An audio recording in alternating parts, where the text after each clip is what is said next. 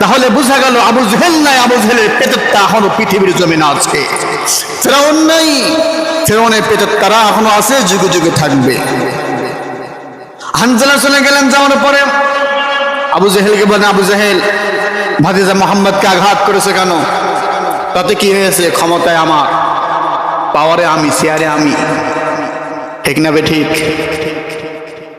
হানজালা এবার খাতের থেকে তরবারি বের করে আবু জেহেলের মাথায় উল্টো পিঠ দিয়া আঘাত করলেন আর বললেন, পারলে থাকা। আবু জেহেলের পাশে যারা ছিল তারা উঠিয়া বলল, নেতা একটু অর্ডার দিয়া দেন, হানজালাকে খতম করিয়ে দিয়ে দি। আবু জাহাল বলল, না না,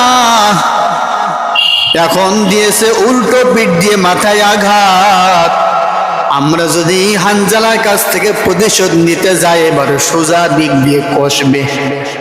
উল্টো পিঠ দিয়ে দিয়েছে না, প্রতিশোধ যদি নিতে যায় হানজালা সোজা পিঠ দিয়ে কষবে। এবার হানজালা এবার চলে গেলেন নবীজির দরবারে।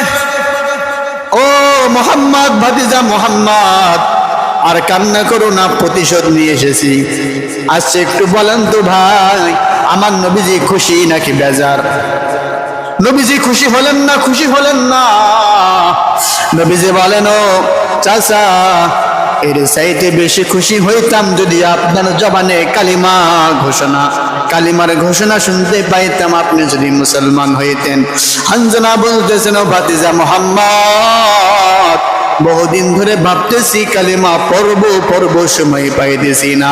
আজকে যেহেতু সময় পেয়ে গেছি, সুযোগ পাইলাম, আজকে কালিমা পড়া দাও, লা ইলাহা ইল্লাল্লাহু মুহাম্মাদুর রাসূলুল্লাহ সাল্লাল্লাহু